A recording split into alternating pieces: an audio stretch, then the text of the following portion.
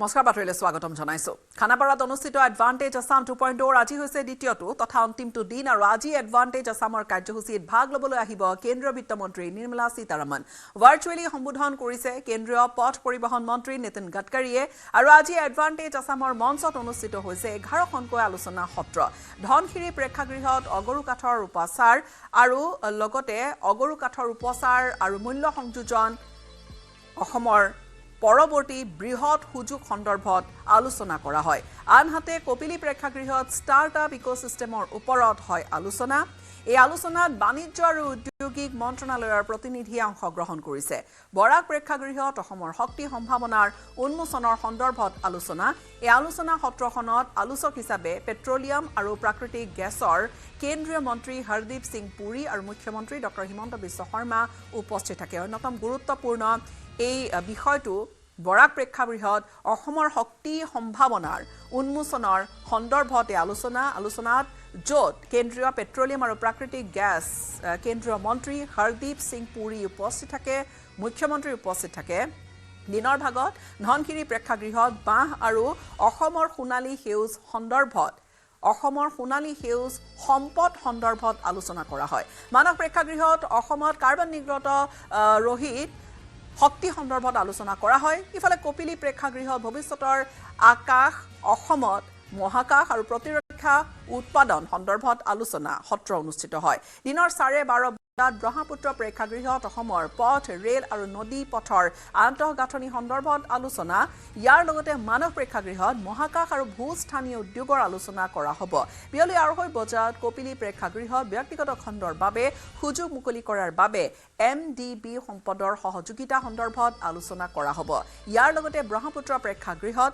অসমৰ ৰপ্তানি সামগ্ৰী সৰবৰাহৰ ভৱিষ্যত সন্দৰ্ভত আলোচনা হ'ব এইখন আলোচনা সত্ৰত আলোচক হিচাপে কেন্দ্ৰীয় বাণিজ্য আৰু উদ্যোগ মন্ত্ৰী পীয়ূষ গোয়েল লগতে মুখ্যমন্ত্ৰী ডক্টৰ হিমন্ত বিশ্ব শৰ্মা উপস্থিত থাকিব অন্যতম গুৰুত্বপূৰ্ণ বিষয়বস্তু আলোচনাৰ বিষয়বস্তু হৈছে অসমৰ ৰপ্তানি সামগ্ৰী সৰবৰাহৰ ভৱিষ্যত সন্দৰ্ভত আলোচনা য'ত কেন্দ্ৰীয় বাণিজ্য আৰু উদ্যোগ মন্ত্ৰী পীয়ূষ গোয়েল উপস্থিত থাকিব বিয়লি 3 বজাত ধনশিৰি প্ৰেক্ষাগৃহত ভৱিষ্যত নিৰ্মাণ অসমৰ ৰিয়েল এষ্টেট আৰু নগৰ আন্তঃগাঁথনিৰ ওপৰত আলোচনা আছে তাৰ পিছতে 4:30 বজাৰ পৰা সন্ধিয়া 6 বজালৈকে ব্ৰহ্মপুত্ৰ প্ৰেক্ষাগৃহত আনুষ্ঠানিকভাৱে বিদায় অনুষ্ঠান হ'ব এই অনুষ্ঠানত কেন্দ্ৰীয় বিত্তমন্ত্ৰী নিৰ্মলা সীতাৰমণে অংশগ্ৰহণ কৰিব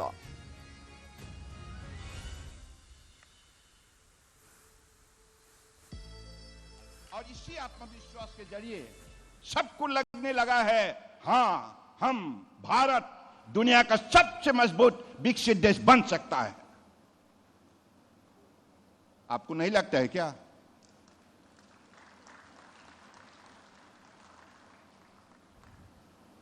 मुझे जो दायित्व सौंपा गया है खास करके पोर्ट शिपिंग वाटरवेज मंत्री होने के नाते मुझे यही मैंडेट दी गई है कि जलमार्ग की विकास के सिलसिले में कदम उठाए whether it is ocean route, sea route or inland waterways. In 3 sectors, my ministry is committed to undertake all kind of relevant initiative with scientific and technological incorporation so that this is the mode of transportation which is always known to be cost effective, environment friendly and seamless and no congestion. But if you compare the other mode of transportation, whether it is road or rail, then you will discover the difference. So that is why nowadays entire global family, whether it is America, whether it is China, whether it's Europe, any part, everywhere, now every nation trying to become a very, very strong maritime nation by developing waterways, sea route, coastal shipping, etc., etc. And that is why Honorable Prime Minister, under his visionary leadership in the last 10 years, this ministry could able to register lot of success story in many parameters. And as a result, now under the leadership of Honorable Prime Minister, we are also aiming to become the leading maritime nation by 2030. And in the shipbuilding, this ministry wants to become the number 5 shipbuilders in the world. So this is the target Honorable Prime Minister has set for this ministry, and as a follow-up action, we are taking all the relevant and adequate initiative at the grassroots. In the sector of Assam, as you know, we are blessed with many river and tributaries, like Brahmaputra and others tributaries. We have got enormous resources in the water, and these waterways can provide us better connectivity, better communication, and better opportunity to generate income and also create avenues for the employment generation. And that is why in the last 10 years, whatever investment has been made to promote the national waterways of Assam, it is exemplary. Since 1986, the National Waterways Authority of India was constituted, and since then, up to 2014, there are only 5 number of national waterways. That was limited to 5 number. And the cargo handling capacity was only 18 million metric ton. Now, look at the figure. Honorable Prime Minister's untiring effort, visionary leadership, his most innovative ideas ultimately generated a lot of optimism and also inspired this ministry to promote the cargo handling capacity from 18 to 133 million metric ton. That is the difference. That is the transformation.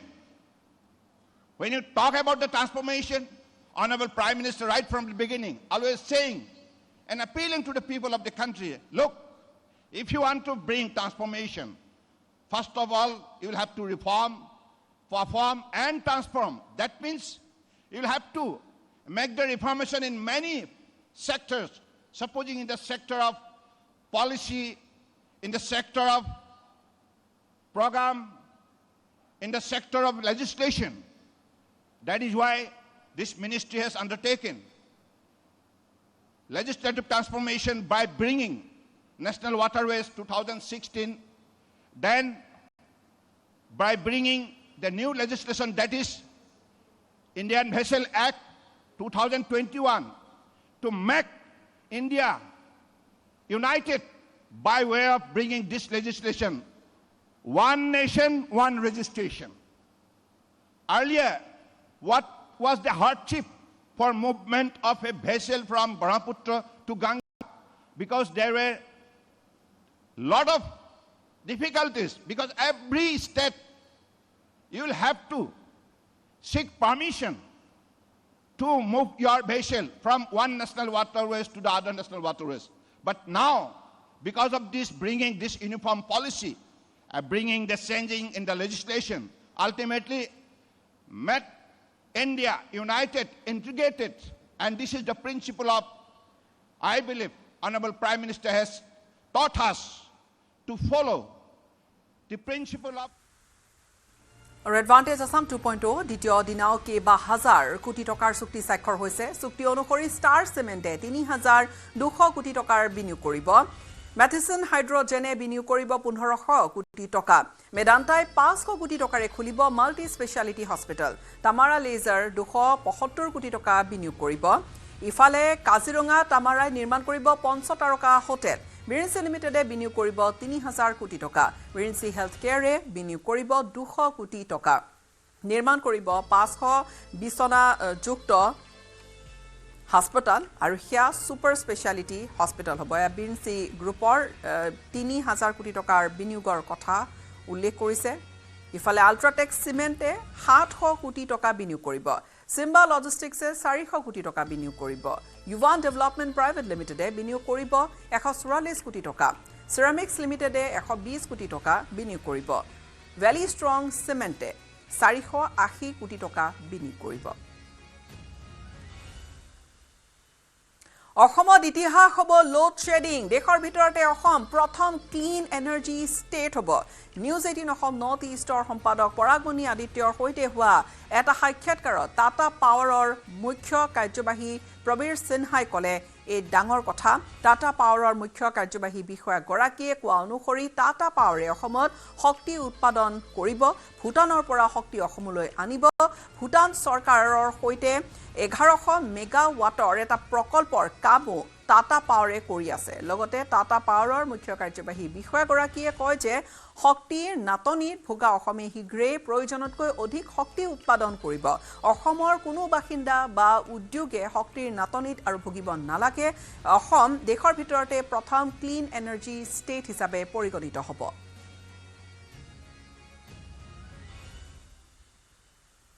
एक power starved state है. Bhutan say 500 megawatt power, it will change the scenario. We are hopeful because we are the generation, हम लोग सिर्फ power का ही देख के बड़े हुए हैं. तो मेरे ख्याल में ये अब हिस्ट्री हो जाएगा। आगे में आपको पावर यहाँ पे भी हम जनरेट करेंगे, भूटान से भी लाएंगे और भूटान में सिर्फ 500 मेगावाट नहीं और भी हम प्रोजेक्ट्स वहाँ कर रहे हैं भूटान गवर्नमेंट के साथ। तो वहाँ पे हम लोग का एक और 1100 मेगावाट का भी प्रोजेक्ट आएगा। तो फर्स्ट राइट हम भूटान को ही देंगे। भूटान से जो पावर आएगा वो हम असम को ही देंगे, ताकि असम का जो आपका जो फीलिंग है कि पावर डेफिसिट है, ये पावर एक्सेस स्टेट हो जाएगा और कोई भी इंडस्ट्री, कोई भी रेसिडेंशियल कंज्यूमर, कोई भी बिजनेस को कभी भी बिजली की खपत में प्रॉब्लम नहीं होगा। इसके साथ हम ये भी कोशिश करेंगे क्लीन एनर्जी देने का। तो Assam can be one of the first few states in the country जहाँ पे they can transition to clean energy much faster than other states.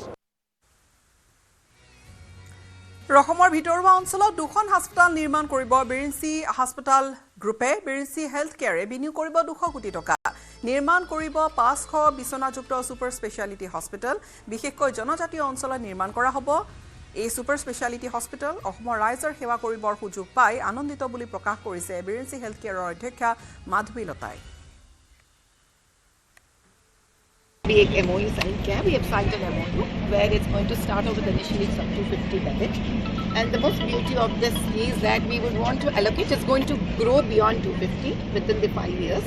We're expecting the numbers to go to 400 and 500 bedded if really got permits. And out of this, we would want to allocate 100 beds for common man. Where for a common man, it's going to be cashless. इसका मतलब है जो असम सरकार स्वस्थ आयु के लिए जो भी यहाँ पे योजनाएं बनाई हैं, जो सरकार सेंट्रल सरकार ने भी जो योजनाएं बनाई हैं, वही योजना के तहत जिस प्रकार से यहाँ पर एक गवर्नमेंट अस्पताल में आम जनता का सेवा किया जाता है, अभी पहली बार कॉर्पोरेट हॉस्पिटल में आम जनता को भी 50 से लेकर 100 बेड 50 से शुरू करेंगे और 100 बेड तक इसका हम आगे लेके जाएंगे। उसके अलावा असम के हर एम्प्लॉय, गवर्नमेंट एम्प्लॉय, जो भी गवर्नमेंट एम्प्लॉयज़ हैं जिनको गवर्नमेंट एम्प्लॉय हेल्थ स्कीम के तहत आएंगे, उनको भी हम कॉर्पोरेट हॉस्पिटल में उन स्कीम से हम उनका इलाज करेंगे। So the basic criteria is to take health to the most rural and tribal areas of Assam and to make Assam a healthy Assam. Coming up to the people of Assam, they're very lovely, they're very affectionate and they're very innocent. And the Pragjyotishipur of the ancient Bharat, which we feel proud of Assam. I think this is a land and one of the most beautiful places of entire northeast region. And this is the regions which have been protecting India with a beautiful weapon called bow and arrow. अगर हम रामचंद्र जी का राम राज्य स्थापना करना चाहते हैं तो सबसे पहले हम पूरे ही पूर्वांचल उत्तर पूर्वी भारत के सारे लोगों को पहले हमको प्यार करना पड़ेगा और वो जो संरक्षण भारत के लिए आज तक करते आए उसके लिए मैं तहे दिल धन्यवाद कहना चाहती हूँ। पूरा ही नॉर्थ ईस्ट रीजन और असम को, और हम आज अपने आप को गर्व महसूस करते हैं, भाग्यशाली महसूस करते हैं, क्योंकि हमको असम का सेवा करने का मौका यहाँ के प्रियतम मुख्यमंत्री विश्वेश्वर शर्मा जी के वजह से और हमारे प्रधानमंत्री की वजह से मिला है। और ये डबल इंजन सरकार से हम चलेंगे नहीं बल्कि उड़ेंगे। আৰু ইয়াতে অসমৰ কথা কৈছে, অসমত বিনিয়োগ কৰিবলৈ পাই সৌভাগ্যশালী বুলি মন্তব্য কৰিছে। ইফালে বহুজাতিক কোম্পানীৰ ডিটাৰজেণ্ট চাবোনৰ লগত ফেৰ মাৰিব পৰাকৈ অসমত উৎপাদন হ'ব ৱাশ্ৰো ডিটাৰজেণ্ট। 5 মাহ পূৰ্বে উত্তৰ গুৱাহাটীত স্থাপন কৰা হৈছে কাৰখানাটো। ইতিমধ্যে অসমৰ লগতে দেশৰ বিভিন্ন প্ৰান্তত বৃদ্ধি পাইছে ৱাশ্ৰো ডিটাৰজেণ্টৰ চাহিদা। সাধাৰণতে দৈনন্দিন জীৱনত ব্যৱহাৰ হোৱা আমাৰ আটাইতকৈ প্ৰয়োজনীয় এটা সামগ্ৰী হৈছে যে কাপোৰ ধোৱা যি চাৰ্ফ আমি ব্যৱহাৰ কৰোঁ, নতুবা বাচন ধোৱা যি চাবোন আমি ব্যৱহাৰ কৰোঁ, সেইসমূহ বিশেষকৈ এটা নিত্য প্ৰয়োজনীয় এটা গুৰুত্বপূৰ্ণ সামগ্ৰী। এটা ভাল খবৰ যে অসমৰ পৰাই গুৱাহাটীত, উত্তৰ গুৱাহাটীত এতিয়া নতুনকৈ যিহেতু ৱাশ্ৰো নামৰ এটা উদ্যোগ স্থাপন হৈছে, আৰু সেই ৱাশ্ৰো যাৰ নাম আৰু কাপোৰ ধোৱা হওক, বাচন ধোৱা হওক, তেওঁলোকে এটা নতুন এটা প্ৰডাক্ট তেওঁলোকে আৰম্ভ কৰিছে যাৰ নাম হৈছে ৱাশ্ৰো, আৰু খুব সুগন্ধিযুক্ত, খুব সুন্দৰ এয়া বাচন ধোৱা চাবোন, যিটো সাধাৰণতে আমি ব্যৱহাৰ কৰোঁ বিভিন্ন কোম্পানীৰ, যিবোৰ সাধাৰণতে ঘৰত ব্যৱহাৰ কৰা হয়। এইটো ৱাশ্ৰো নামৰ এটা নতুন তেওঁলোকে আৰম্ভ কৰিছে, যিটো সুগন্ধিযুক্ত চাবোন, কাপোৰ ধোৱা আৰু বাচন ধোৱা। আৰু এই সামগ্ৰীখিনি তেওঁলোকে ইতিমধ্যে বিগত 5 মাহ ধৰি অসমৰ লগতে উত্তৰ পূৰ্বাঞ্চলৰ বিভিন্ন ৰাজ্য ব্যৱসায় কৰি আছে, বিভিন্ন ক্ষেত্ৰলৈ প্ৰেৰণ কৰিছে। আৰু তাৰ লগতে যিহেতু আন কেইবাখনো ৰাজ্য, কলকাতা, ভুৱনেশ্বৰ, এইসমূহলৈ তেওঁলোকে প্ৰেৰণ কৰিছে। আৰু এডভান্টেজ আছাম 2.0 তেওঁলোকৰ বাবে এটা সুযোগ কঢ়িয়াই আনিছে, বা তেওঁলোকে এটা প্লেটফৰ্ম তেওঁলোকে বিচাৰিছে, ইয়াৰ জৰিয়তে যাতে এইসমূহ সামগ্ৰীয়ে অসমত প্ৰডাক্ট হোৱা, অসমত নিৰ্মাণ হোৱা এইসমূহ সামগ্ৰীয়ে যাতে ভাৰতৰ বিভিন্ন ৰাজ্যলৈ যাতে তেওঁলোকে ব্যৱসায় সম্প্ৰসাৰণ কৰিব পাৰে, সেই আশা তেওঁলোকে কৰিছে। গতিকে আমি কথা পাতিব বিচাৰিম, যিহেতু কি ক'ব বিচাৰিব আপোনালোকে, যিহেতু এইটো আৰম্ভ কৰিছে ৱাশ্ৰো, আৰু 5 মাহ হৈছে বুলি কৈছে মাত্ৰ, কিন্তু এতিয়াই এটা ইয়াৰ যিটো উত্তৰ পূৰ্বাঞ্চলৰ লগতে আৰু বেলেগ বেলেগ ৰাজ্যলৈ প্ৰেৰণ কৰিছে। ৰাইট, আমাৰ মানে 5 মাহ হৈছে আমি ষ্টাৰ্ট কৰিছোঁ, আৰু আমাৰ ভিজন হৈছে যে এটা locally manufactured affordable cleaning solution provide কৰা। মোষ্টলি বহুত ব্ৰেণ্ডছ আছে, বাট প্ৰাইচ ছেক্টৰত মানে কি হয়, দামটো বহুত বেছি থাকে, মানে তেওঁলোকৰ বহুত অভাৰহেড কষ্ট থাকে এইবিলাক কাৰণে। কিন্তু আমাৰ ওচৰততো কিবা শ্বাহৰুখ খান বা সলমান খান নাই, আমাৰ কোৱালিটি আছে। এইটো কোৱালিটি আমি মানে আমাৰ লোকেল কাষ্টমাৰক দিব বিচাৰিছোঁ। তেওঁ মানে আমাৰ নেক্সট ইনফ্লুৱেঞ্চাৰ বনিব, যে ৱৰ্ড অফ মাউথ স্প্ৰেড হ'ব, আৰু এটা এফৰ্ডেবলত কোৱালিটি প্ৰডাক্ট দিব বিচাৰিছোঁ। তো এইটো মানে ভিজন লৈ আমি ষ্টাৰ্ট কৰিছোঁ। আমাৰ ভেৰাইটি প্ৰডাক্টছ আছে, যেনেকৈ ডিটাৰজেণ্ট পাউডাৰ, বাচন ধোৱা চাবোন, কাপোৰ ধোৱা চাবোন, এইবিলাক আছে। তো ভিজন এইটোৱে লৈ আমি এতিয়া ষ্টাৰ্ট কৰিছোঁ। যেনেকৈ মোৰো বেকগ্ৰাউণ্ড ইঞ্জিনিয়াৰিং বেকগ্ৰাউণ্ড আছে, মই দিল্লীত পঢ়ি তাতে চাকৰি কৰি আছিলোঁ।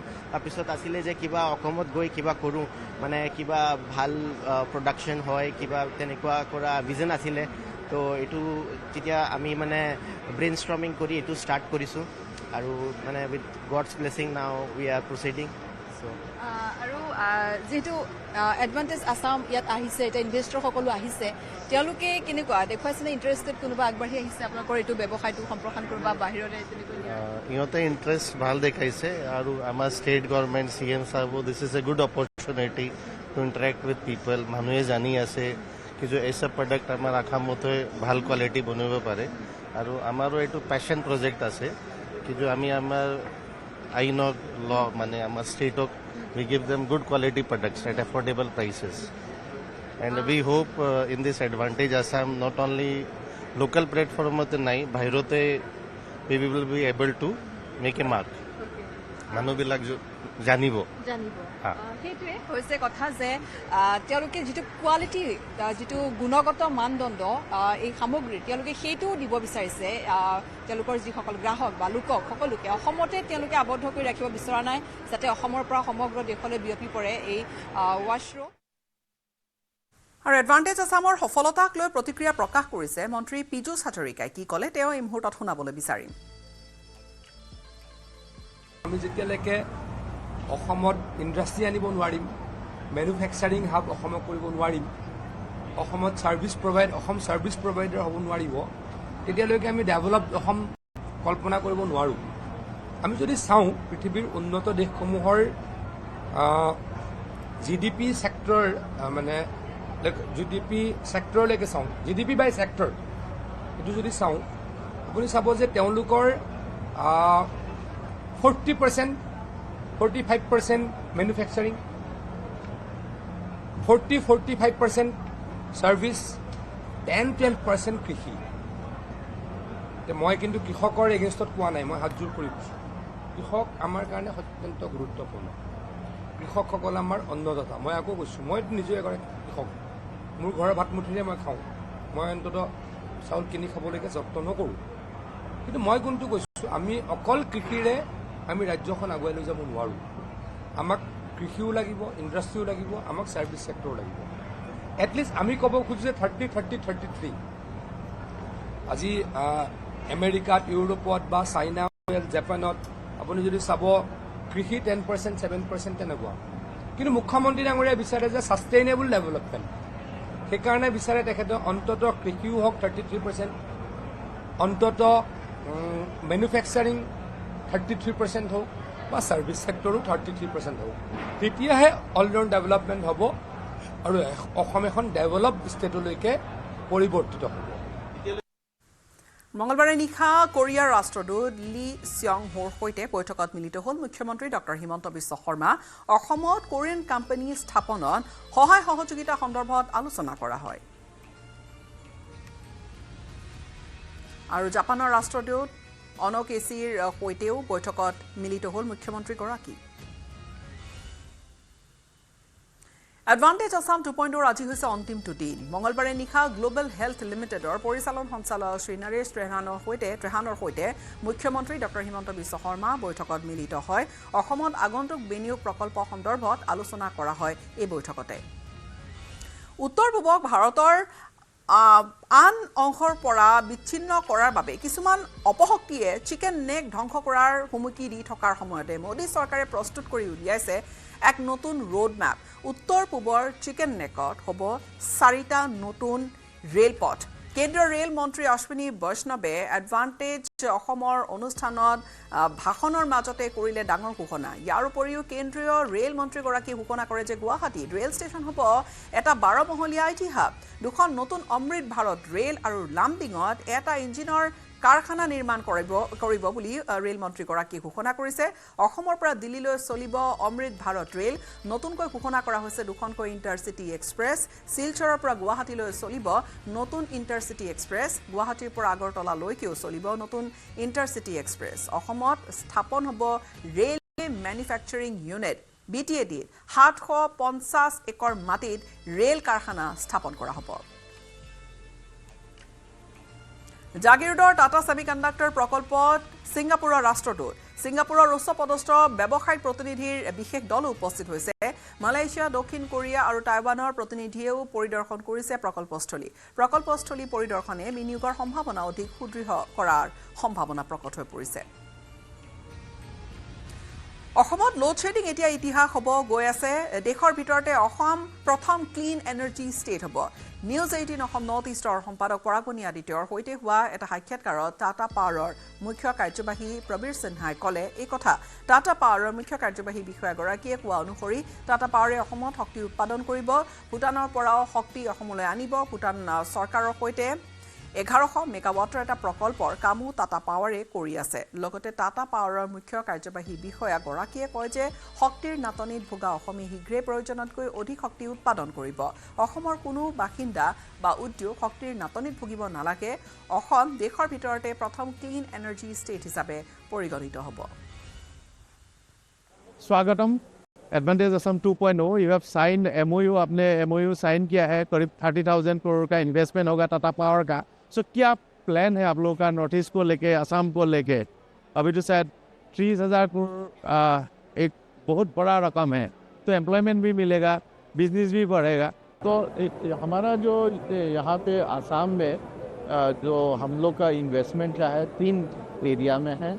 एक तो हम रूफटॉप में कैसे लोगों को गांव में, छोटे शहरों में एंड शहर में भी, चाहे हमारे कमर्शियल कस्टमर्स हो, इंडस्ट्रियल कस्टमर्स हो, रेसिडेंशियल कंज्यूमर्स हो, उनको हम कैसे उनके घर पे बिजली पहुंचा सकते हैं जो खुद जनरेट करें और खुद इस्तेमाल करें एंड बैलेंस ग्रिड में भेजें। तो ये एक बहुत बड़ा स्कीम है गवर्नमेंट का, जो प्राइम मिनिस्टर सूर्य घर है, और स्टेट गवर्नमेंट का भी इसमें काफ़ी अच्छा सपोर्ट रहा है।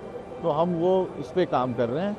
सेकेंड इनिशिएटिव हमारा है कि हम क्लीन एनर्जी कैसे यहाँ पे प्रोवाइड करें, चाहे वो सोलर से हो, विंड से हो, बैटरी हो, पंप स्टोरेज है, हाइड्रो प्लांट है। तो हम कैसे इसमें से उनको बिजली सप्लाई करें। कुछ प्लांट हम जैसे भूटान में लगा रहे हैं, तो उससे हम बिजली यहाँ लेके आए और असम के लोगों को 24/7 इलेक्ट्रिसिटी का बेनिफिट दें।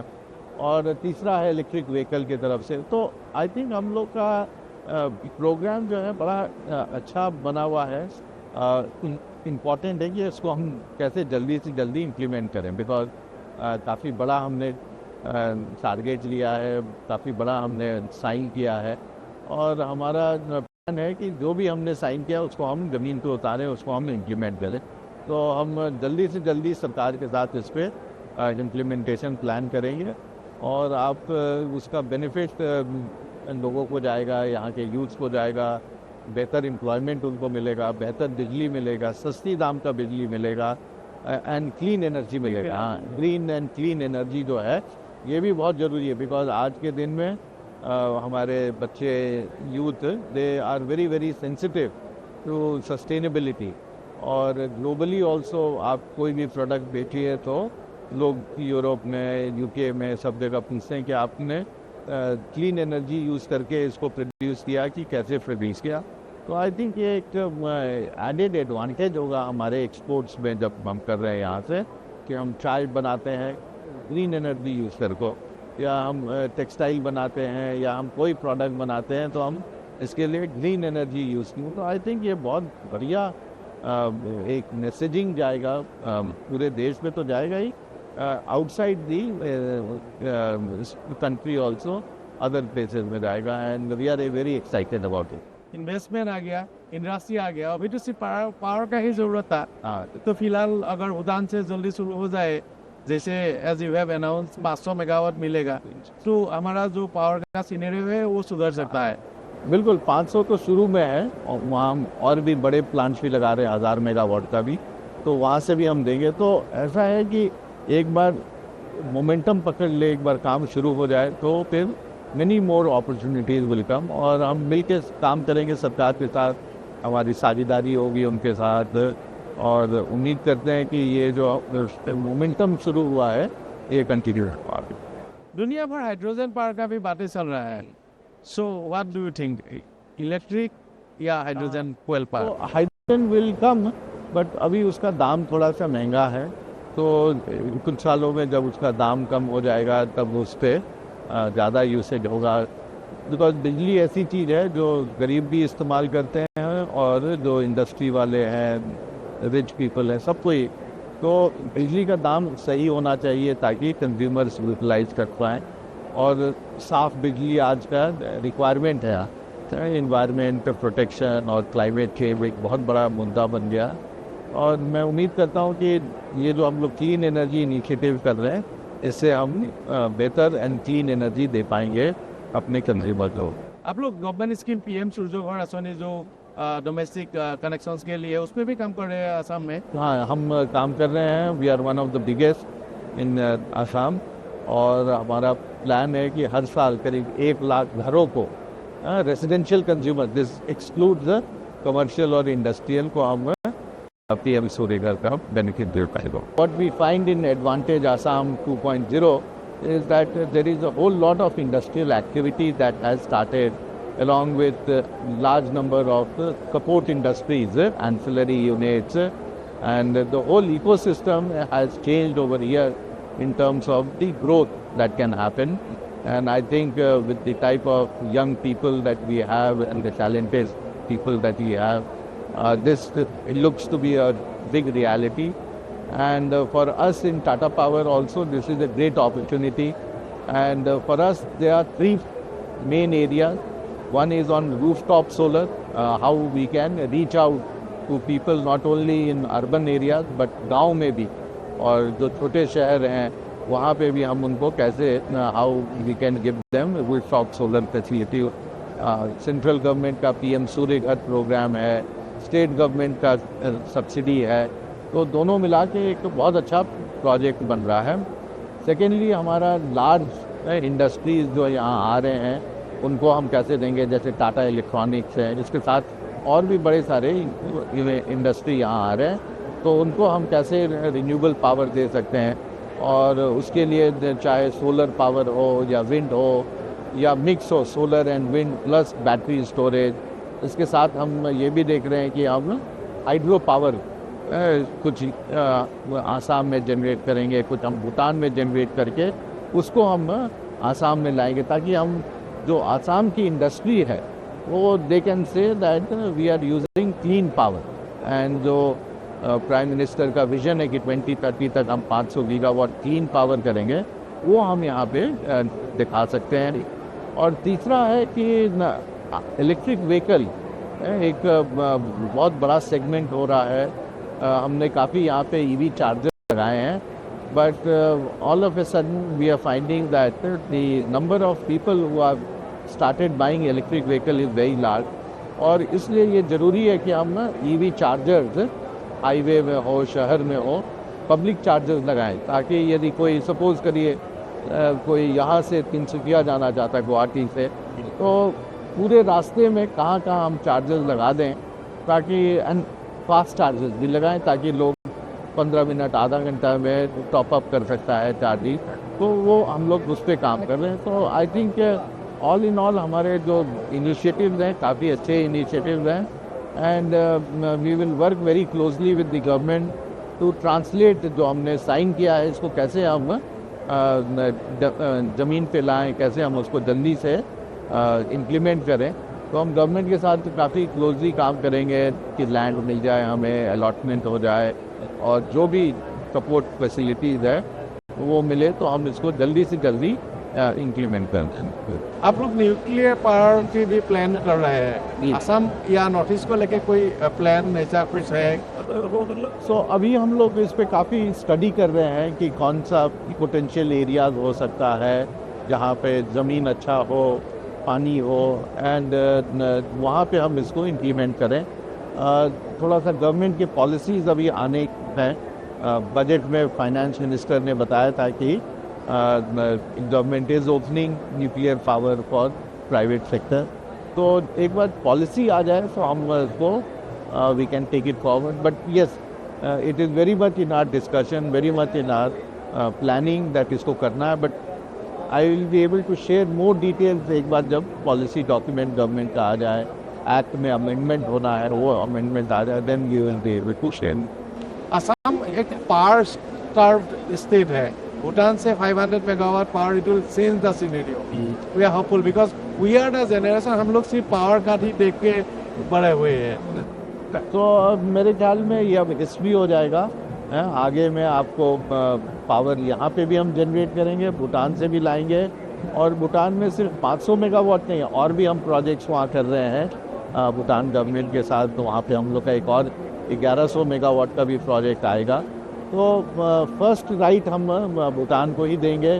भूटान से जो पावर आएगा वो हम आसाम को ही देंगे, ताकि आसाम का जो आपका जो फीलिंग है कि पावर डेफिसिट है, ये पावर एक्सेस स्टेट हो जाएगा, और कोई भी इंडस्ट्री, कोई भी रेसिडेंशियल कंज्यूमर, कोई भी बिजनेस को कभी भी बिजली की खपत में प्रॉब्लम नहीं होगा। इसके साथ हम ये भी कोशिश करेंगे क्लीन एनर्जी देने का। तो Assam can be one of the first few states in the country जहाँ पे they can transition to clean energy much faster than other states. अभी ये जो कब शुरू होगा भूटान से पावर सप्लाई? ये अभी काम वहाँ शुरू हो गया प्लांट में, और वो प्लांट साइट यहाँ से बहुत दूर नहीं है। इनफैक्ट यहाँ से करीब 6 घंटे के रास्ते में वो प्लांट है। 3 घंटा तो हमको बॉर्डर में ही लगता है और 3 घंटा इनसाइड भूटान। और ये एक्सपेक्ट कर रहे हैं कि हम 29 तक ये पावर यहाँ आ जाए। 4-5 साल 4 साल तो वेट करना पड़ेगा। इस तरह का बड़ा प्रोजेक्ट में 4 साल तो लग ही जाता है। असम में तो as a group Tata group बहुत पुराना है, साई बागान है, अभी सेमीकंडक्टर शुरू हो रहा है।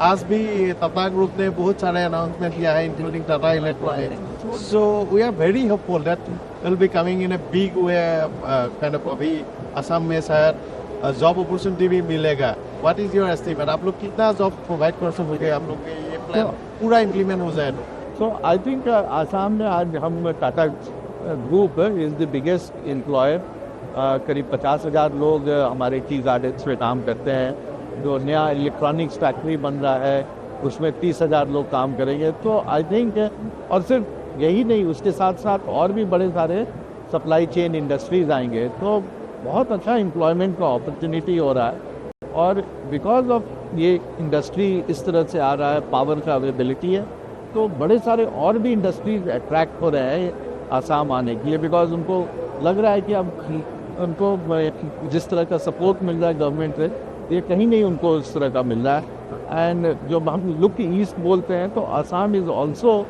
Feeding the other north east states जो हैं तो आई थिंक एक अच्छा एक अपॉर्चुनिटी आ रहा है and going forward I think Assam can be the way for South Asia as well as for other parts of North East अभी प्राइम मिनिस्टर ने भी आज बोला है ये फॉर असम असम का एडवांटेज ही है प्राइम मिनिस्टर हिमंत बिश्व शर्मा ने कल भी बोला है आज भी बोला है so definitely government is encouraging kind of industrialist investment organisation to come here and set up their own company industry बिल्कुल बहुत अच्छा it is a very conducive मैं आपको बताना चाहूँगा कि जिस तरह से हमको सपोर्ट सीएम का ब्यूरोक्रेट्स का chief secretary energy secretary industry secretary and other ministers का जिस तरह से उनका सपोर्ट मिल रहा है ये बहुत कम जगह इस तरह का हमें सपोर्ट मिलता है तो we are very excited we are grateful to them for giving us this opportunity and we will be a partner to the growth of Assam तो भागीदारी बोलते हैं ना हमारी भागीदारी होगी असम सरकार के साथ मिलकर असम के लोगों के साथ मिलकर डेवलपमेंट करनी चाहिए असम के लोगों के दिल में रतन टाटा जी के लिए बहुत सम्मान है बहुत प्यार है huge kind of regards and tribute for him वही कैंसर का भी बड़ा ये योगदान कर रहा है असम कैंसर केयर सोसाइटी की ओर से पहले भी बहुत सारा सोशल वर्क से जुड़ा हुआ है डेफिनेटली ये अभी असम का युवा भी वेट कर रहा था कि Tata as a whole company different companies and different setups will be established here so अभी से शायद जर्नी टाटा के साथ असम के लोगों के संपर्क और नजदीक हो जाएगा today is the turning point may be I agree with you that mister Tata हमेशा ही had a very soft corner for Assam और हमेशा बोलते थे कि we need to reach out and do more और आज से नहीं बहुत सालों से ही has been associated and very many CSR initiatives cancer hospital बड़े सारे चीज़ उन्होंने आसाम में किया है और I think we are taking forward the legacy जो उन्होंने क्रिएट किया था एक फ्रेंडशिप का गुडविल का भाईचारा का I think we are taking that forward Assam अभी साउथ ईस्ट का गेटवे है एक्टिव पॉलिसीज भी है अभी beyond Assam beyond North East कोई प्लान आप लोगों का सो काफ़ी सारे हैं I think many of the things that but this is the precursor of other things that can happen तो ये शुरुआत है और यहाँ से हम आगे और बढ़ेंगे in other parts of North east and see that कैसे जो डेवलपमेंट यहाँ से आ रहा है उसका बेनिफिट और भी लोगों को मिले north east how was the trip here Jhumur कल आप थे जुमूर का प्रोग्राम बहुत अच्छा था बहुत अच्छा ट्रिप है and I am really grateful and thankful to government of Assam for providing all the facilities and I look forward to come here more often और माँ कामाख्या का आशीर्वाद से बहुत अच्छा काम हो यहाँ आसाम इज ब्लेस्ड स्टेट बहुत अच्छा है यहाँ पे नेचुरल हैबिटेट है and biodiversity forest area and जिस तरह का यहाँ पे टूरिस्ट अट्रैक्शंस है बहुत कम जगह इस तरह का मिलता है so naturally God has gifted Assam with very beautiful tourist spots and I think everyone should go and see that and enjoy the beauty of this place. Last कई सालों से Assam is a very peaceful, very loving and affectionate people over here. And Assam सबको आना चाहिए, tourism के लिए आइए, investment के लिए आइए, enjoyment के लिए आइए। খবৰধাৰা অব্যাহত ৰাখিম সময়খিনিত এটা বাণিজ্যিক বিৰতিৰ কোনোবা এটা দেখুৱাচোন মাত্ৰ মাইথন ষ্টিল হে দিব ঠিক আছে নে ষ্ট্ৰং মানে মাইথন ষ্টিল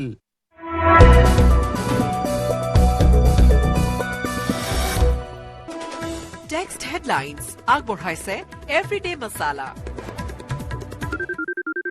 সোনাক্ষী মছলা ক'ত থৈছা ইফাল ইফাল সকলো ফালে বিচাৰিলো মই বিচাৰি পোৱা নাই খামোছ চুপ এইবাৰ চোৱা এভৰিডে মছলা বোলা ৰান্ধো মছালেদাৰ চলে প্ৰতিদিনৰ ৰান্ধাত এভৰিডে মছলা বিশুদ্ধ মছলা সুগন্ধ আৰু আচল সোৱাদ টেষ্ট এনেকুৱা প্ৰতি ৰান্ধাত আনে সোৱাদ এভৰিডে মছলা দেশৰ সোৱাদ টেক্সট হেডলাইনছ আগবঢ়াইছে এভৰিডে মছালা কোনটো কোনোবা এটা দেখুৱাচোন মাত্ৰ মাইথন ষ্টিল হে দিব ঠিক আছে নে ষ্ট্ৰং মানে মাইথন ষ্টিল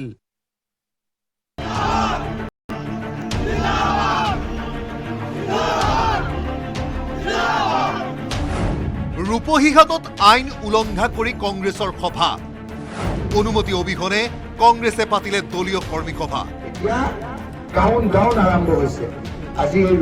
আৰক্ষীৰ বাধা নেওচি ৰূপহীঘাটৰ হাতীপুখুৰীত দেওবাৰে কংগ্ৰেছে অনুষ্ঠিত কৰিলে এখন ৰাজহুৱা সভা য'ত উপস্থিত থাকিল শ শ কংগ্ৰেছ কৰ্মী পুৱাৰে পৰা আৰক্ষীয়ে সভা অনুষ্ঠিত কৰাক লৈ তৎপৰ হোৱা দেখিবলৈ পোৱা গৈছিল ৰূপহীঘাট আৰক্ষীয়ে মাইক যোগে সভাত অংশ নল'বলৈ ঘোষণা কৰিছিল ইয়াৰ দ্বাৰা জনোৱা হয় যে আজি ইংৰাজী 23 ফেব্ৰুৱাৰী 2025 তাৰিখে হাতীপুখুৰী মণ্ডল কংগ্ৰেছৰ দ্বাৰা অনুষ্ঠিত কৰিবলগীয়া কৰ্মী সভাখনৰ অনুমতি ইতিমধ্যে এটা দেখুৱাচোন মাত্ৰ মাইথন ষ্টিল হে দিব ঠিক আছে নে ষ্ট্ৰং মানে মাইথন ষ্টিল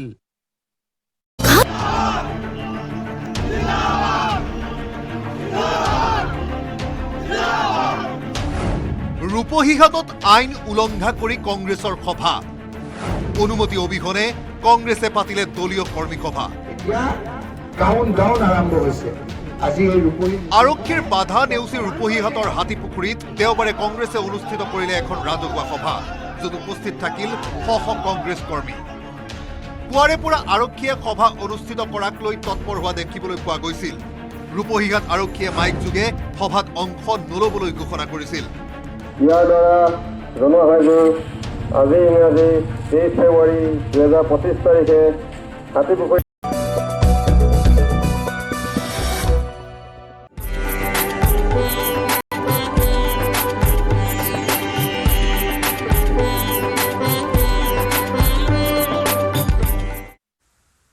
আজি মহাশিৱৰাত্ৰি পুৱাই মহাশিৱৰাত্ৰি উপলক্ষে শিৱ মন্দিৰসমূহত জাক জমকতাৰে পালন কৰা হৈছে প্ৰতি বছৰে ফাগুন মাহৰ কৃষ্ণ চতুৰ্দশী পালন কৰা হয় মহাশিৱৰাত্ৰি আৰু এই দিনটোত ভক্তসকলে ভগৱান শিৱ আৰু দেৱী পাৰ্বতীক পূজা অৰ্চনা কৰে আজি পুৱা 9:43 পৰা আৰম্ভ হৈছে মহাশিৱৰাত্ৰিৰ পূজা কাইলৈ পুৱা 8:31 থাকিব শিৱ পূজাৰ লগ্ন পুৱাৰে পৰা ৰাজ্যৰ প্ৰতিটো শিৱ মন্দিৰত ভিৰ কৰিছে ভক্তসকলে মহানগৰীৰ শিৱ মন্দিৰত পুৱাৰে পৰা দেখা গৈছে ভক্তসকলৰ লানি নিচিকা সোঁত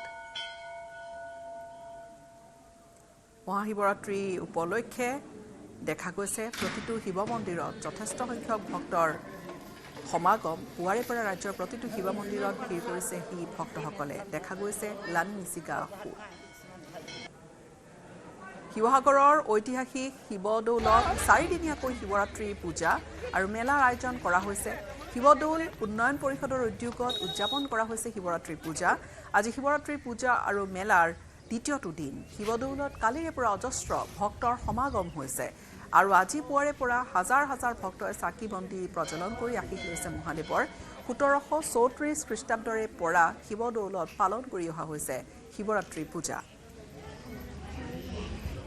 যুগে যুগে দেৱাদিদেৱ মহাদেৱ শিৱক আৰাধনা কৰি আহিছে হিন্দু ধৰ্মীয় লোকসকলে বিভিন্ন সময়ত মহাদেৱ শিৱক লৈ অব্যাহত আছে ধৰ্মীয় গৱেষণা তথা ধৰ্মীয় চিন্তা চৰ্চা মহাদেৱ শিৱক আৰাধনা আজিৰ দিনটোত বিশেষ কেতবোৰ তথ্য সদৰি কৰিছে তেজপুৰৰ জ্যোতিষী দিব্যজ্যোতি শইকীয়াই জ্যোতিষী দিব্যজ্যোতি শইকীয়াৰ দাবী সতীৰ মৃত্যুৰ সময়ত মহাদেৱ শিৱৰ অৱস্থান আছিল উত্তৰ আমেৰিকা শিৱৰ তপ্ত অশ্ৰুজলৰ পৰিণতিত আজিও ৰহস্যময় হৈ আছে উত্তৰ আটলান্টিক মহাসাগৰত থকা পৃথিৱী শিহৰিত কৰা বাৰমুদা ত্ৰিভুজ নিজস্ব অধ্যয়নৰ জৰিয়তে তেওঁ দাবী কৰিছে মহাদেৱ শিৱৰ অৱস্থানৰ কথা আৰু তেওঁৰ সৈতে কথা পাতিছিল আমাৰ তেজপুৰৰ সাংবাদিক হেমন্ত কুমাৰ নাথে হয় এক প্ৰকাৰ আজিও ৰহস্যৰ আৱৰ্তত দেৱাদিদেৱ মহাদেৱ সম্বন্ধে বিভিন্ন সময়ত বিভিন্ন কথা বতৰা প্ৰচলিত হৈ আহিছে আৰু এইগৰাকী মহাদেৱ সম্বন্ধে কালিকা পুৰাণকে ধৰি বিভিন্ন পুৰাণত বিভিন্ন কথা উল্লেখ হৈ আহিছে যিবোৰ কথা মানুহৰ মুখে মুখে প্ৰচলিত হৈ আহিছে যুগে যুগে সতীৰ মৃত্যুৰ সময়ত মহাদেৱ ক'ত আছিল মহাদেৱৰ অৱস্থান উত্তৰ আমেৰিকাত বুলি দাবী কৰা হৈছে আৰু ঠিক সেইদৰে কালিকা পুৰাণত বাৰমুদা ত্ৰিভুজৰ প্ৰসংগ আহি পৰে বা বিভিন্ন কথা বতৰা এই যি শিৱৰাত্ৰিৰ এই সময়ছোৱাত বিশেষভাৱে অধ্যয়ন কৰি কিছু কথা ব্যক্ত কৰিছে তেজপুৰৰ যুৱ জ্যোতিষী দিব্যজ্যোতি শইকীয়া মই পুনতে তেখেতৰ কাষলৈকে আহিব বিচাৰিছোঁ পুনতে আপোনাৰ পৰা জানিম আপুনি এটা কথা কৈছে যে সতী মৃত্যুৰ সময়ত মহাদেৱৰ অৱস্থান আছিল উত্তৰ আমেৰিকাত সেই প্ৰসংগৰে আৰম্ভ কৰিব বিচাৰিম হয় নমস্কাৰ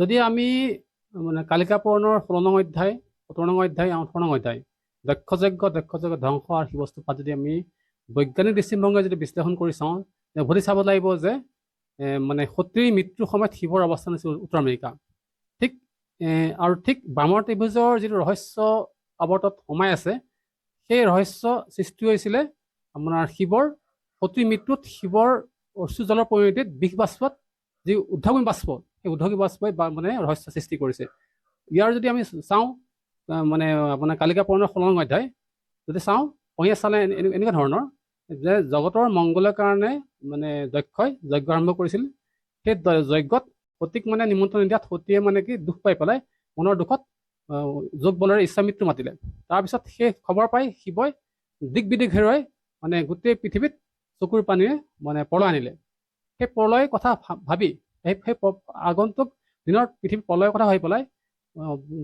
ব্ৰহ্মা বিষ্ণু আৰু ঋষিমুনি লগতে দেৱতাগণে শনিক স্তুতি কৰিলে কাৰণ কি কাৰণে শনিয়ে মানে 100 বছৰৰ বৰষুণৰ পানী আকাশত শোষণ কৰাৰ ক্ষমতা আছিলে আৰু সেইকাৰণে শনিক মানে নিমন্ত্ৰণ কৰিলে ঠিক যেতিয়া সতী দেহলৈ শিৱ মানে যাত্ৰা আৰম্ভ কৰিছে ঠিক সেইটো উত্তৰ আমেৰিকাৰ আশে পাশে ঠিক বামৰ ত্ৰিভুজৰ আশে পাশে আৰম্ভ কৰিছে ঠিক যদি চোৱা যায় আপোনাৰ এই বামৰ ত্ৰিভুজৰ ঠিক উত্তৰ আমেৰিকাৰ দক্ষিণ পূবত আছে আপোনাৰ এছিয়া তাৰপিছত আফ্ৰিকা আৰু এইটো দিশে গৈ পেলাই আপোনাৰ ভ্ৰমণ কৰিছে যদি চোৱা যায় এইটো এলেকা প্ৰায় মানে হেৰিয়াৰ গমন হৈছে ঠিক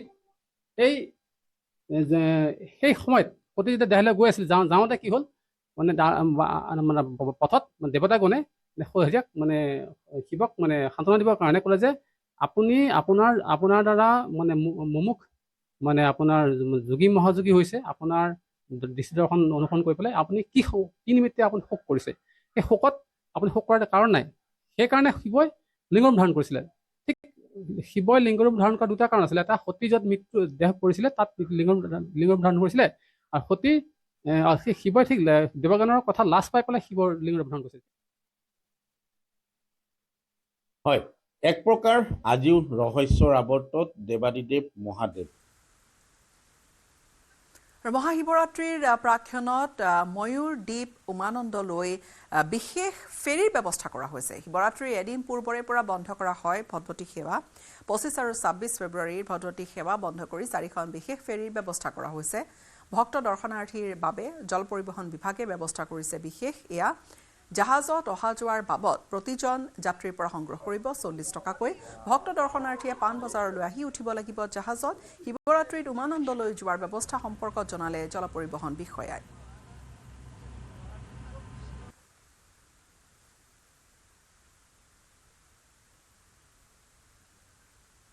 ৰাজ্যৰ ভিন্ন প্ৰান্তৰ লগতে মহানগৰীৰ ডাকিনী পাহাৰত থকা ষষ্ঠ জ্যোতিৰ্লিংগ ভীমাশংকৰ মন্দিৰত পুৱাৰে পৰা ভক্তৰ ভিৰ। ভীমাশংকৰত আজি পূজা দিব ৰাজ্যপাল লক্ষ্মণ প্ৰসাদ আচাৰ্য আৰু মুখ্যমন্ত্ৰী ডক্টৰ হিমন্ত বিশ্ব শৰ্মাই। উল্লেখযোগ্য যে বিগত বৰ্ষত ভীমাশংকৰ মন্দিৰত শিৱৰাত্ৰিৰ দিনা 1 লাখৰো অধিক ভক্তৰ সমাগম ঘটিছিল। ৰাজ্যৰ প্ৰতিটো শিৱ মন্দিৰত ভক্তৰ যথেষ্ট ভিৰ। মহাশিৱৰাত্ৰি উপলক্ষে নুমলীগড়ৰ ঐতিহাসিক বাবা থানতো দেখা গৈছে পুৱাৰে পৰা অগণন ভক্তৰ ভিৰ আৰু এইবেলি ঐতিহাসিক থানখনত দুদিনীয়াকৈ আয়োজন কৰা হৈছে মহাশিৱৰাত্ৰি। বাবা ভোলানাথৰ আশীষ বিচাৰি ৰাজ্যৰ ভিন্ন প্ৰান্তৰ পৰা আহিছে ভক্ত।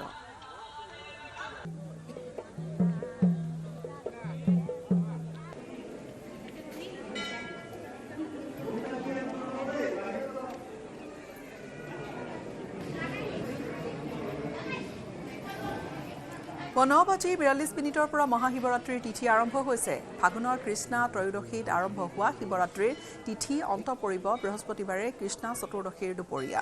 গুৱাহাটীৰ শুক্ৰেশ্বৰ দেৱালয়ৰ লগতে উমানন্দ মন্দিৰতো যথেষ্ট ভিৰ পৰিলক্ষিত হৈছে ভক্তৰ।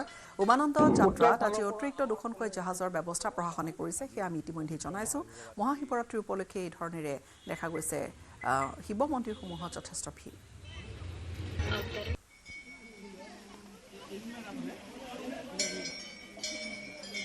গহপুৰতো প্ৰান্তে প্ৰান্তে শিৱৰাত্ৰি পালনৰ বাবে মন্দিৰ আৰু থানসমূহত ভক্তৰ ভিৰ দেখা গৈছে। ঐতিহাসিক বন্তি জ্বলা বৈকুণ্ঠ শিৱ মন্দিৰতো শিৱৰাত্ৰি পালন কৰা হৈছে। আমাৰ সাংবাদিক পলাশ ফুকনে কথা পাতিছিল বহুকেইগৰাকী ভক্তৰ সৈতে। আজি মহাশিৱৰাত্ৰি আৰু পুৱাৰে পৰা গহপুৰৰ বিভিন্ন শিৱ মন্দিৰসমূহৰ সমান্তৰালকৈ দৌলসমূহত শিৱদৌলসমূহত ভক্তৰ লানি নচিগা সোঁত আৰু মই উপস্থিত আছোঁ শ্ৰী শ্ৰী বৈকুণ্ঠ জ্বলা শিৱ মন্দিৰত। গহপুৰ নগৰত অৱস্থিত সহযোগীয়ে দেখাব এই মুহূৰ্তত বহুখিনি ভক্ত আহিছে দেৱাদিদেৱ মহাদেৱক আৰাধনা কৰিবলৈ। সকলোৱে চাকি বন্তি জ্বলাইছে, ধূপ ধূনা জ্বলাইছে। পূজাৰীৰ মন্ত্ৰোচ্চাৰণেৰে মুখৰিত হৈ পৰিছে। পৰিৱেশ সম্পূৰ্ণ আধ্যাত্মিক পৰিৱেশে বিৰাজ কৰিছে আৰু বিভিন্ন যুৱক যুৱতী সকলো লোক ইয়ালৈ আহিছে। বিভিন্ন প্ৰান্তৰ পৰা এই শিৱ মন্দিৰলৈ আহিছে। সকলোৱে নিজৰ নিজৰ মনোকামনালৈ তেওঁলোকে আশীষ ল'বলৈ আহিছে আৰু নিউজ 18 অসমৰ দৰ্শকসকলক দেখাই আছোঁ। আমি পোনে পোনে ভক্ত আছে, কথা পাতিম। কওকচোন, যিহেতু আজি মহাশিৱৰাত্ৰি দেখিছোঁ পুৱাৰে পৰা বহুখিনি ভক্ত আশীষ ল'লে। আমি আশীষ ল'লোঁ আৰু এই শিৱ মন্দিৰটো বহুত পুৰণা শিৱ মন্দিৰ আৰু গহপুৰৰ এইটো বহুত পুৰণা মন্দিৰ, বাৰু ঐতিহ্য মন্দিৰ আৰু গতিকে ইয়াত সকলো ভক্ত হাজাৰ হাজাৰ ভক্ত আপুনি অলপ এতিয়া ৰাতিপুৱা আপুনি দেখিছে ইমানখিনি ভক্ত গোট খাইছে আৰু ইয়াৰ পিছলৈ ভক্ত অনেক বাঢ়িব। আৰু আমাৰ এটা আশা এই মন্দিৰটো আৰু আমি অতি পুৰণি হোৱাৰ উপৰিও ইয়াত মই জনাৰ পৰা মই যেতিয়া 1970 চনত যেতিয়া মই এইখন বৰপুখুৰী LP স্কুলত পঢ়িছিলোঁ, তেতিয়া ইয়াত এটা সৰু জুপুৰি ঘৰ আছিল। সেই জুপুৰি ঘৰটোত এটা চাপৰকে এজন বাবা আছিল আৰু সেই বাবাই এই মন্দিৰটো মন্দিৰত পূজা কৰি আছিল। ইয়াৰ পিছতে ইয়াৰ যিখন OC আমাৰ বৰা ছাৰ আছিলে, সেই বৰা ছাৰৰ নেতৃত্বত এই মন্দিৰটোৰ আমি এইটো ভাগত পাতিবলৈ আমি সক্ষম হৈছোঁ। ইয়াৰ পিছতে আমাৰ এতিয়া ইয়াতে আপোনাৰ বহু ভক্তৰ সমাগম ঘটি আছে। হয়, ধন্যবাদ জনাইছোঁ। ভিতৰ ভাগলৈ মই পৰিৱেশ দেখাম। শাৰী পাতিবলগীয়া হৈছে ভক্তপ্ৰাণ ৰাইজে। আমিও সোমাই যাবলৈ কিছু চেষ্টা কৰিম, কাৰণ ইয়াতে পুৱাৰে পৰা বিভিন্নজন ভক্ত আহিছে নিজৰ নিজৰ মনোকামনালৈ।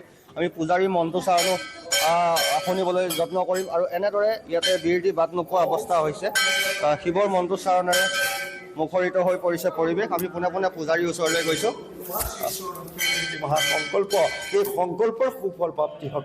ওম সৰ্বমঙ্গল মঙ্গলে শিৱে সবাৰ্থ সাধিকে শৰণে ত্ৰম্বকে গৌৰী নাৰায়ণে নমস্তে। হে প্ৰভু, তোমাৰ শ্ৰীচৰণত সেউকে আজি মহাসংকল্প ৰখা হৈছে। সেই সংকল্পৰ সুফল প্ৰাপ্তি কৰি গ্ৰহৰ কালৰ দুৰ্গব্যদোষৰ পৰা উদ্ধাৰ কৰি সমগ্ৰ ভাৰতবাসীক নিৰাপদে ৰক্ষা কৰি আগলৈকে তোমাৰ শ্ৰীচৰণত সেৱাৰ প্ৰাপ্ত হ'বলৈ কৃপা কৰিব লাগে, এইখিনি প্ৰাৰ্থনা। ওম ষষ্ঠী, ওম ষষ্ঠী, ওম ষষ্ঠী বিজয়। মই ইয়াতে ধেনুদৰা সেৱা কৰিবলৈ আহিছোঁ। আজি মহাশিৱৰাত্ৰি সুন্দৰকৈ পুৱাই চাগে ভাল লাগিছে, বহুত হেৰি হৈছে, বহুত সুন্দৰ হৈছে। হয়, এনেদৰে সকলো আহিছে নিজৰ নিজৰ মনোকামনালৈ। বাইদেউ ক'ৰ পৰা আহিছে? মই ইয়াৰে। কি ক'ব, আজি যিহেতু মহাশিৱৰাত্ৰি পুৱাই চাগে নীতি নিয়মৰ মাজেৰে আজি মন্দিৰলৈ আহিছে? ভাল লাগিছে, শিৱৰাত্ৰিত আহিছোঁ, চাকি বন্তি জ্বলাম, মনৰ আশা পূৰণ হ'বলৈ। আৰু কোন কোন আহিছে? মোৰ লগৰ ষ্টাফৰ মানুহ আহিছে। হয়, এনেদৰে সকলোখিনি আহিছে নিজৰ নিজৰ মনোকামনালৈ আৰু এনেদৰে শিৱলিংগত কোনোৱে গাখীৰ অৰ্পণ কৰিছে, বেলপাত অৰ্পণ কৰিছে আৰু এনেদৰে দেৱাদিদেৱ মহাদেৱক সকলোৱে আৰাধনা কৰিছে। ক'ৰ পৰা আহিছে বাইদেউ? মই ধেমাজিৰ পৰা আহিছোঁ। ধেমাজিৰ পৰা। ইয়াতে পঢ়ি আছোঁ। ইয়াত পঢ়িছে? মই মাছ মিডিয়া পঢ়ি আছোঁ ছয়দুৱাৰত। ইয়াৰ সৈতে সময় হ'ল বিদায় লোৱাৰ। নমস্কাৰ।